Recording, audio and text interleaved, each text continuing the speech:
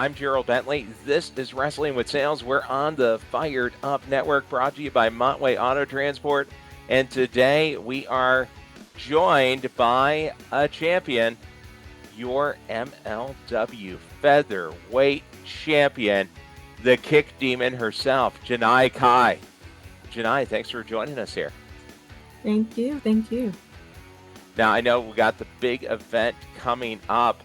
You're going to put that Featherweight championship up against the cutest in the world, Maki Itoh, at one shot, December 7th at the Melrose Ballroom in New York.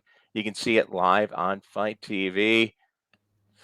Maki Itoh, her singing to the ring and being cute's not really going to help her much against the Kick Demon, is it? No, not at all. Whatever song she wants to sing going down, whatever she wants to do that's so cute, it's not going to work for the Kick Demon. The Kick Demon doesn't like cute. All right, the Kick Demon likes dark, likes rugged, likes to go hard. Is that what got you together with Selina De La Renta and Promociones Dorado? Um, you would have to ask Selena herself, but I think from like the vibe that I guess you get from all of us, yeah, like we all go hard. We all don't care. Obviously, we do what we want. We're all champions. So if that's the type of vibe that you're getting off of us, that's good in my eyes. Now, is this the first time you've been part of a group? Um, as far as one, in any promotion in the States, yes, it's the first time. I have had my time in Japan and had been a part of a stable over there.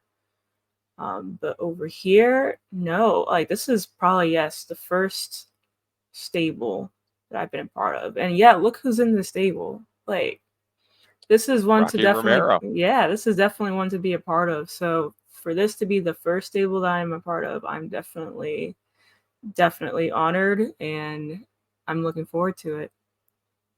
Now, how long have you been wrestling? You do have a unique style. It's very heavily martial arts influenced. I have been wrestling for about 6 years now. But yeah, martial arts has been a thing with me since I was 6 years old. Oh, really? So Okay. yeah, so I started off with the martial arts and then got into the wrestling way later.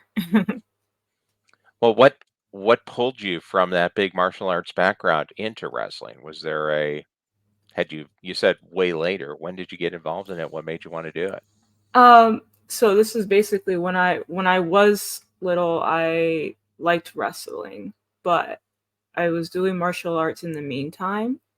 But I always had it in my head that I wanted to try out wrestling. So when I got older, old enough to kind of just go ahead and make my own decisions of what I want to do, I decided to try wrestling. So that's how Okay. how I got into it. Now I do see, and maybe I'm reaching here. I see a little anime influence in your style, in your character. Is that accurate?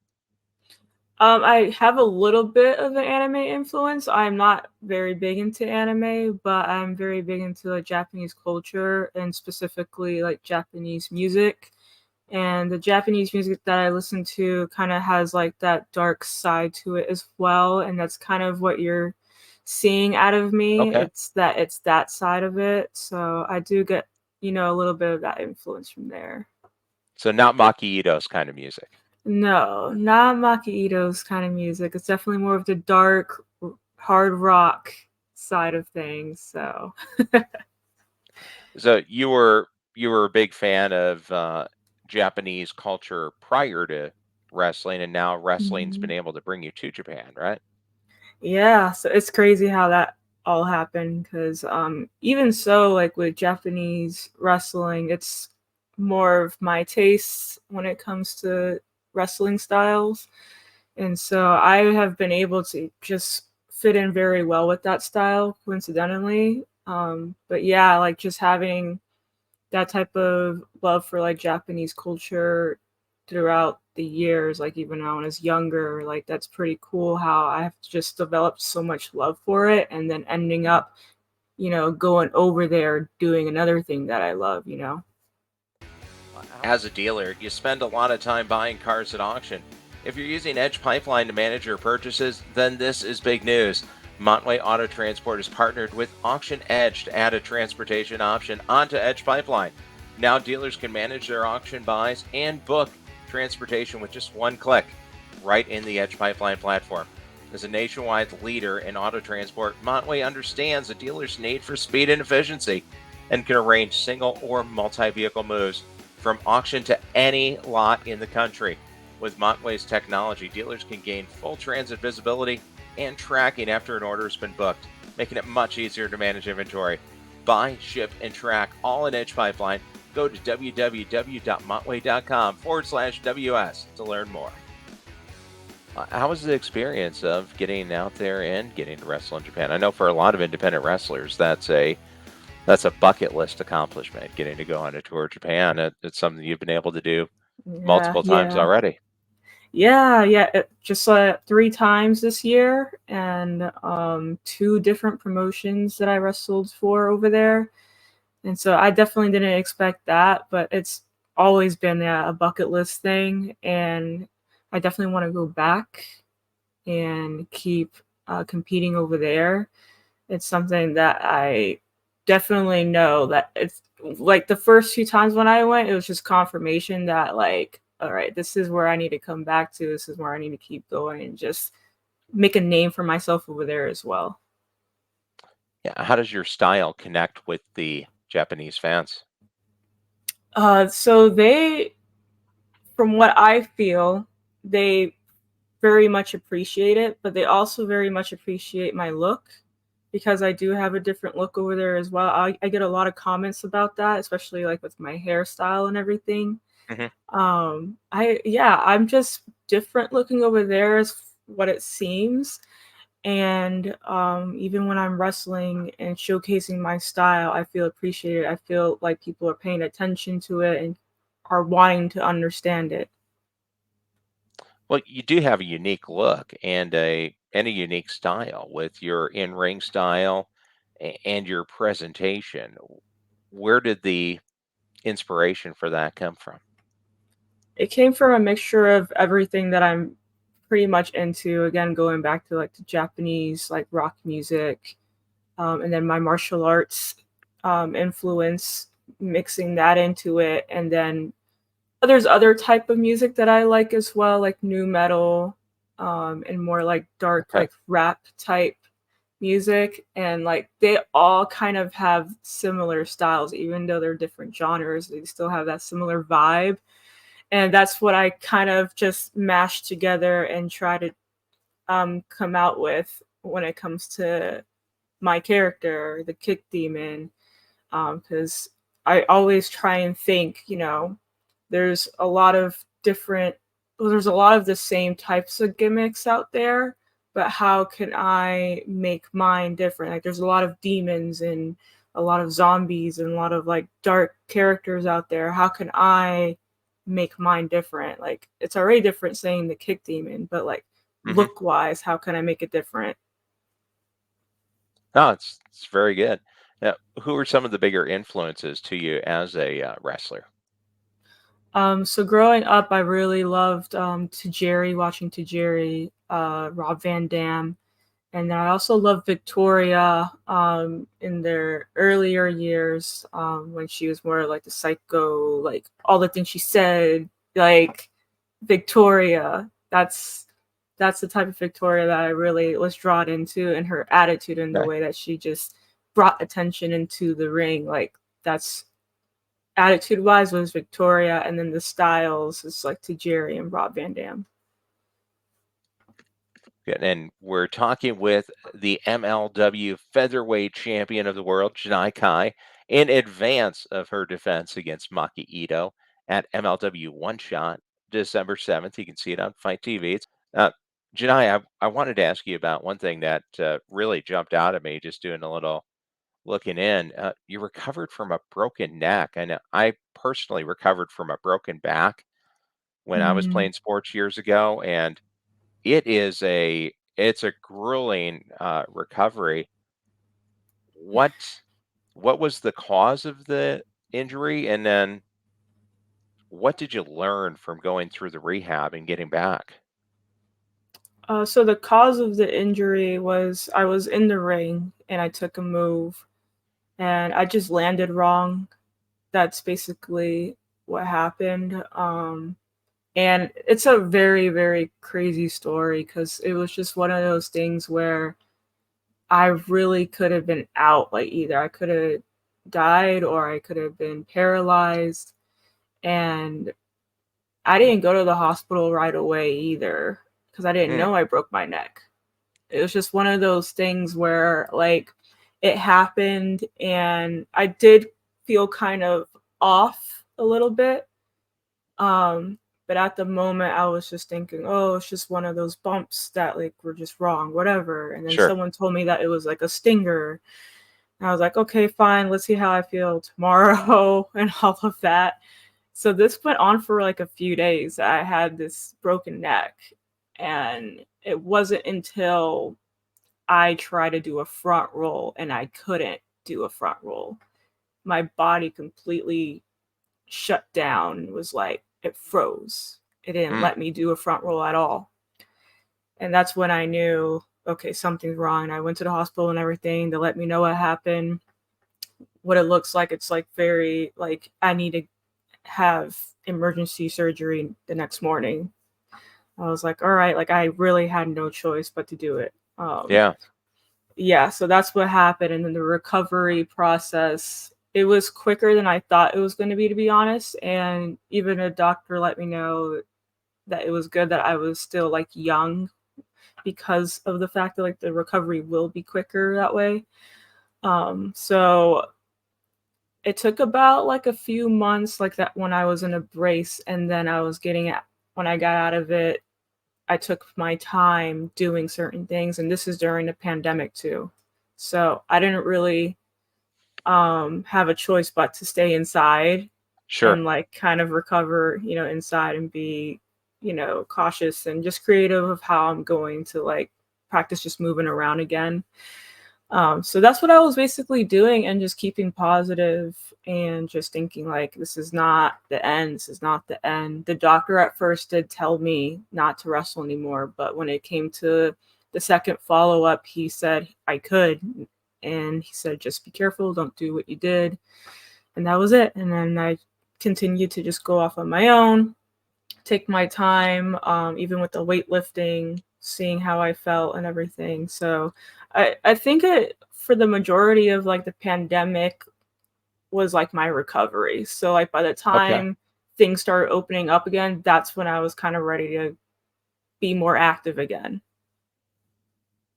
Well, that was good timing, if nothing else. But it definitely teaches you it teaches you discipline and drive to fight for what you want when you have to recover from Mhm. something like that, because Mhm. it's a tremendous amount of work. If nothing else, just building back up the upper body strength. Yes, That was yes, the which I'm biggest still thing I had doing. trouble with. Yeah, I'm still doing that. Like every time I go to the gym, it's mainly going to be about upper body. Well, but it's okay because you're Yeah. the kick demon. Yeah. Yeah, of course. What martial arts did you practice or do you practice? Yeah, so I started with taekwondo and I got my black belt in that. Took a break a little bit after and then I got into kickboxing and Muay Thai. Is there anyone else in any other major female professional wrestlers with a similar background? Uh I've heard of a few it's similar. Yes, like I know there's some that do karate Hmm. in particular. Um I know and I Ronda know that there's Rousey, Marina yeah, there's a couple Shafir, they black did belts out there. Taekwondo. Yeah. Yeah, they I know Ronda Rousey did judo, is more like a judo practitioner Hmm. as well. So yeah, there's a lot of martial artists, like women martial artists who are in wrestling for sure. Well, And as we're kind of winding down, who are some of the people that you'd like to get into the ring with that you haven't been able to yet? Mm, I'm still thinking about that as 2024 is coming around. Yeah, New Year. Yeah, I've been thinking for sure. The biggest thing for me is I want to keep traveling more, and I want to keep facing those who just go hard. I'm all about going hard, and that's what I want. I want to face somebody where we're both pushing each other to the limit, to where it's like I don't even know if I can pull through, but I know I can do it. Like I'm just gonna keep kicking and going Hmm. as hard as I can. Like that type of feeling, it's exhausting, but I love it because it makes me prove how much passion I have when I'm in that ring. And that's like the biggest thing for me is like emotion in the ring. So I want to keep having matches like that. I don't care who it's against as long as it's that person, you know? So I Yeah. don't really have a person in mind, but that's the type of matches that I want to have. Now, in Japan, is it more of a strong style for women as well? I know for men, that style's really just influenced everything in American pro wrestling. Yeah, yeah, it definitely is. And then there's like some who have like the lucha influence as well. Have you been up to Mexico to get into some lucha matches? I mean, I now as part of haven't. Mo- Promociones Dorado, you have to get up there, right? Yeah, I do, and I've been also thinking that too. That s- just going back to like facing somebody of that nature who can push me in a sense. Someone with the lucha style would be a good test for me because I don't haven't faced many with a lucha background, so that's something I would like to look forward to as well. Well, and then of course, defending that MLW Featherweight Championship. Yes, 100%, 100%, and I see myself really just going strong with the MLW Featherweight Championship next year. Wherever we go, whoever I need to face, whichever style, I'm all ready for it. What do you think? What makes MLW stand out from some of the other promotions? Well, right off the bat, for me, what stood out was just based on how they named their titles, like naming it the featherweight title. I think that's pretty cool. Because everyone says women's championship, but Hmm. the featherweight is it just makes things more legit, which is what kind of wrestling really is all about, making things legit. Like Sure. this is what we are. Like professional wrestling is legit, and the styles that are presented in this company are legit. So that's basically what caught my attention right off the bat. And then just seeing how everyone works. Like I've been keeping an eye on MLW for a while since I started. My trainer brought me to MLW show, and I was seeing a lot of wrestlers who are in other companies right now, but are very successful Sure. that were there. So it's always caught my attention since then. Keeping an eye on it and seeing like where others go, and seeing how much they've grown from just being an MLW, because that's another thing that's big for me is just growing in a company, not just being part of it. Going in and out is actually growing within it. No, that's very true. And it means something to be given the title because you're carrying that division right now.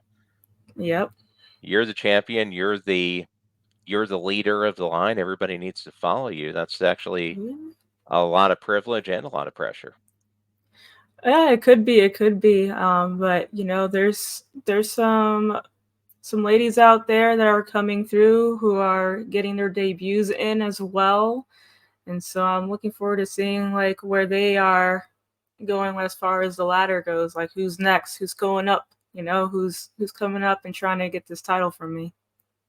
Anyone that you have your eyes set on after Maki Itoh? Hmm. I know that Delmy can always try and come back and get it. Tiara can always. I know she's hungry for it as well. I've been seeing some of Becca, even though she's been away for a little bit. But yeah, I see a few of them out there. That's just to name a few. But yeah, I don't care who it is, whatever style. But when we're in that ring, it's gonna be all or nothing. Go hard or go home. Well, and just as we wrap it up here, getting ready to face Maki Itoh at the MLW One Shot. What do you have to say to Maki Itoh heading into that match? Maki. You can sing your way to this match all you want, and you can, knock on your little head all you want, but the kick demon is still gonna kick your head in. There you go. No matter how hard that head is. No matter what. Excellent. Well, Janai, thanks for joining us here. We were able to talk with your featherweight champion of the world, Janai Kai, here from MLW. Be sure to watch us here on the Fired Up Network. And if you're on Carbon TV, hit the follow button. It's really important to us. Janai, thanks for joining us today. Good luck. Thank you. Thanks.